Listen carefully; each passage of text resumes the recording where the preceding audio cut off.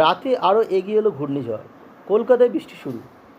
দীঘা থেকে কত দূরে রেমাল, জানালো আলিপুর। উত্তর বঙ্গোপসাগরে রেমাল তৈরি হওয়ার গত 6 ঘন্টায় তা ধীরে ধীরে উপকূলের দিকে এগিয়েছে। আগামী 6 ঘন্টায় প্রবল আকার নিতে চলেছে ঘূর্ণিঝড়। মধ্যরাতে তা স্থলভাগে আছড়ে পড়বে। বঙ্গোপসাগরে তৈরি হয়ে গেছে ঘূর্ণিঝড় রেমাল। রাতে ধীরে ধীরে তার উপকূলের দিকে এগিয়েছে, তেমনটা জানালো আলিপুর আবহাওয়া দপ্তর। রবিবার মধ্যরাতে বাংলাদেশ এবং পশ্চিমবঙ্গের সংলগ্ন উপকূলে আছড়ে পড়তে চলেছে রেমাল।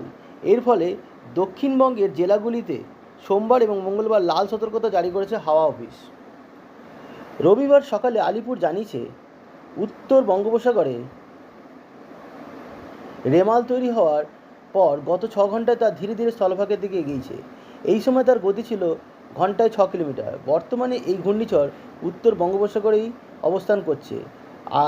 আগামী সেখানেই 6 ঘন্টায় প্রবল আকার নিতে চলেছে রেমাল। এই মুহূর্তে রেমালের অবস্থান বাংলাদেশের খেপুপাড়া থেকে 300 কিলোমিটার দক্ষিণ পশ্চিমে, পশ্চিমবঙ্গের সাগরদ্বীপ থেকে 290 কিলোমিটার দক্ষিণ পূর্ব, দীঘা থেকে 410 কিলোমিটার দক্ষিণ পূর্ব এবং ক্যানিং থেকে 320 কিলোমিটার দক্ষিণ পূর্ব দিকে।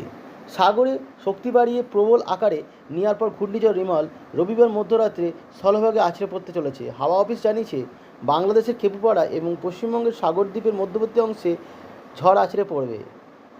সেই সময় তার গতি থাকবে ঘন্টায় 110 থেকে 120 কিলোমিটার। কখনো দমকা হাওয়ার বেগ পৌঁছাতে পারে 135 কিলোমিটার পর্যন্ত।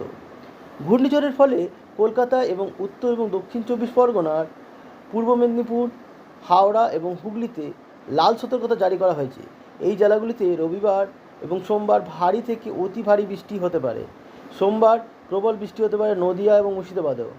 গত 24 ঘন্টায় ঘূর্ণিঝড়ের কারণে বৃষ্টির পাশাপাশি 100 থেকে 120 কিলোমিটার পর্যন্ত ঝোড়ো হাওয়া বইতে পারে। কলকাতায় ঝড়ের সর্বোচ্চ গতি হতে পারে ঘন্টায় 90 কিলোমিটার। হাওড়া, হুগলি এবং পূর্ব মেদিনীপুরেও হাওয়ার বেগ একই থাকছে। এছাড়া নদিয়া, পূর্ব বর্ধমানেও ঝোড়ো হাওয়া বইতে পারে, তবে তার গতি অপেক্ষাকৃত কম থাকবে। উত্তরবঙ্গে সোমবার পর্যন্ত হালকা থেকে মাঝিরা বৃষ্টির পূর্বাভাস রয়েছে, তবে মঙ্গলবার বৃষ্টি বাড়বে। কোচবিহার, জলপাইগুড়ি, আলিপুরদুয়ারের মতো জেলাগুলিতে মঙ্গলে ভারী থেকে অতি ভারী বৃষ্টির সম্ভাবনা রয়েছে, সেখানে জারি হয়েছে লাল সতর্কতা। ঘূর্ণিঝড়ের কারণে উত্তাল হবে সমুদ্র।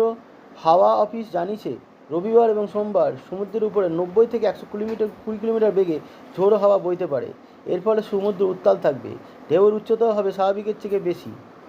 মৎস্যজীবীদের সমুদ্রে যাওয়ার ক্ষেত্রে সম্পূর্ণ নিষেধাজ্ঞা জারি করা হয়েছে।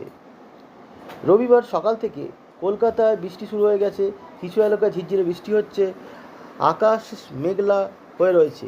হাওয়া অফিস জানিয়েছে, রবিবার কলকাতার সর্বোচ্চ তাপমাত্রা ছিল 37 ডিগ্রি সেন্টিগ্রেড। ঝড় বৃষ্টির কারণে তাপমাত্রা বেশ খানিকটা কমবে বলে মনে করা হচ্ছে।